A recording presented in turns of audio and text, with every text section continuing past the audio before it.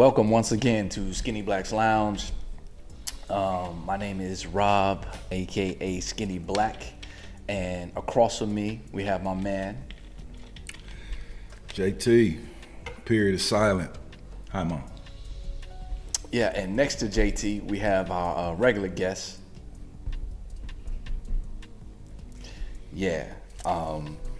Rennie's not here today for this one, but that's cool. Shout out to Rennie. Before we even begin, shout out to Rennie. He's on a paper chase. I love you, Frenchman. My man. So let's get into it. So today is kind of a special day for us at Skinny Black's Lounge. We are making a pivot.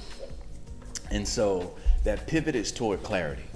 And so when I say that pivot is toward clarity, there are three things that we want to be clear about that we shoot to shift and transform in our community as black men. The first thing is we shoot to change the narrative of black men, the erroneous narratives of black men, the negative narratives of black men.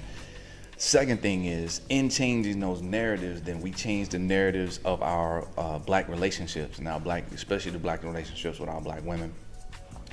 And in shifting those narratives and shifting those relationships, we invariably change our black communities and strengthen our black communities. So I know it's a high bar, but shit, we should shoot for that.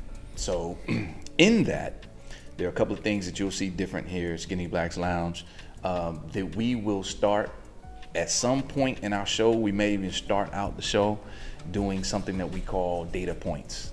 So in order to cut through the rigmarole and the bullshit of how people may feel about our show and feel about our content, we'll just start out with some data and we'll just work from there.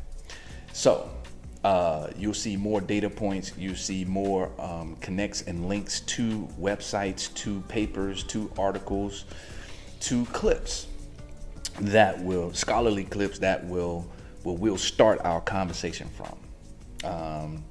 Today won't be that day. We'll reference folks in the field, and when I say the field, another introduction to the Black Manosphere. Black Manosphere, some people may call it red pill, some people may call it whatever. What it is, the way we see it is basically standing on our square as black men and standing up for truth. And in standing on that truth of who we are, then we invariably change the narrative of how people see us through our actions, through our words, through our commentary.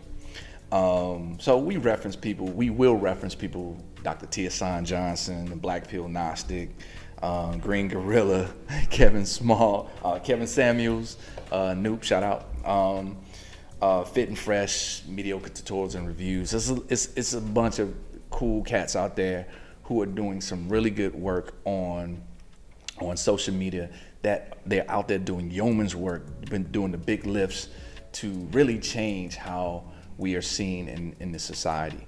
So I encourage everyone to jump out there and check out those and support those cats too. Before I get into this next piece, would you like to add anything to that? Nah, man, you don't need no Lowry's on that. That's well seasoned. Okay, cool. So today is also a special day because one thing we haven't done, given our origin stories. And so today you'll get a chance, a sneak peek into our experiences and lives that brought us here and made us who we are today, as we see it. And so with that being said, I'll start with mine. Well, you should. So real simple, born in LA, my folks, mom is from Alabama, dad is from Ohio. They met here in LA. We don't have to go deep into that. But when they divorced, I was around 2 years old. My mom moved me back to Alabama. My mom, she was 5'11" and a half. I'm 6'1". And a half. And so being raised by her, basically 9 months out the year. And I spent my summers out here in California in Compton with my dad. She was a dominant figure in my life. I had some great uncles, great men in my life, but the woman in my household, she ruled with an iron fist. And she was scary because she was 5'11" and a half and shit.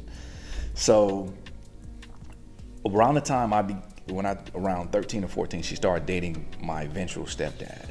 My stepdad, this dude was like 6'5".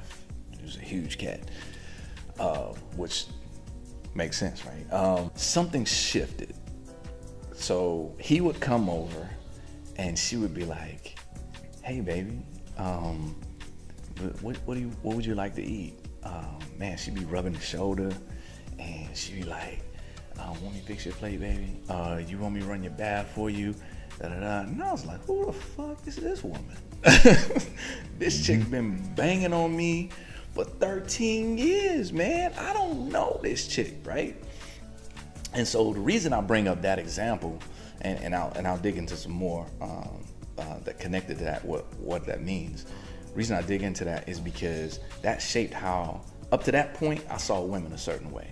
I had a single grandmother with five kids, 4 different dudes, and Granny was the hammer in the family, right? My mother's 2 sisters, one of them who happened to be the youngest, she's the hammer, you know, in their generation. She's straight shooter, straight. I love her to death, man. But we had these really solid, dominant women in our family. And being in a household with my mom, she was a little softer than those 2. But in the house, she felt like, she told me this later on when I was an adult. She told me, she said she felt like she had to be a certain way because I was a boy. Okay, I get that. Mm-hmm. So she ruled with an iron fist. So anyway, so I say all that to say, those women shaped how I saw women, right? It was like, so, and the men, my uncles, were some dope cats, right? My stepfather was a dope cat. I didn't appreciate him till later on, but that's another story. But these were some dope cats. And one thing that I saw this, and even the pastor of our church when I was growing up, grew up Pentecostal, even the pastor of our church was a woman, right? So wasn't no big deal about women having authority or control, wasn't no big deal. I'm just like, I see that shit all the time. Shit, even in my household growing up. But when I saw my mother with my stepdad, and this dude didn't even live with us for most of the time till after I was going off to college. But he used to come and visit because he lived in Birmingham. It's like an hour away. So the weekends, he was there in the house. And she was a different woman. Mm-hmm. Changed my whole narrative about this dominant woman. Mm-hmm. And I was like, that works for them. And then I started peeping out my uncles and my aunt. So my dominant figure aunt, mm-hmm. Once I start unpacking conversation with her about her relationship with my uncle, she would say, oh yeah, I'm X, Y, and Z. But when he say, that's it, that's it. You know, my cousins had some health issues, but my uncle worked steel plant. He made good money. My aunt didn't have to work. She did she made a little side money or whatever, but he took care of everything. She wanted a new car, she got a new car. They had their own house. She wanted another house. She wanted a house where they ain't want neighbors, so he bought a property where it was a house next door. They tore their house down and it was their whole property, right? He provided like a motherfucker, right? So, and he was protected. When our house got robbed, when we was in the projects, he showed up. My mom called him. He showed up with his Tech 9. Was like, I got you, So he was, what I'm saying? That was that dude. If you wasn't paying attention, you would say, with my aunt, with how she got down, you would say, oh, well, she run that house. Nah, man. As a kid, you see one thing, but as an adult, you really got to dig into it and ask these questions and examine you know, these are influences in your life that bring you where you are and who you are. And to see them together change, to ask the questions and have the conversation with her changed how I saw relationships. And then seeing my mother, you know, really change how I saw roles in the household. So I'm gonna stop there and catch my breath.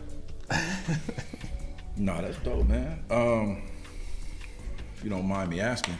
Go ahead. You said your grandmama Yeah. had Yeah. 4 by 3? She had 5 by 4. 5 by 4. So, was grandma chasing streetwood? Bro, apparently.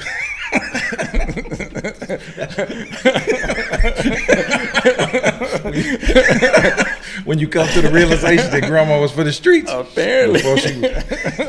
Before she got saved. Before she became mother. Not your Mother Johnson with the white hat on. Before Granny got saved, Before man. she got her spot in the 3rd row. She was for the streets. Oh, that's messed up. You know what? No, that's a man shit right there. And I'm gonna tell you, that's a real question, because I hit crack my mom about that. I was like, hey man, 4 dudes, huh? I got it on my side too. That's what it's like. Oh, grandma, you was fast on the Yeah, grandma was getting it in. Before you was Mother Thomas, you was loose lip Shirley.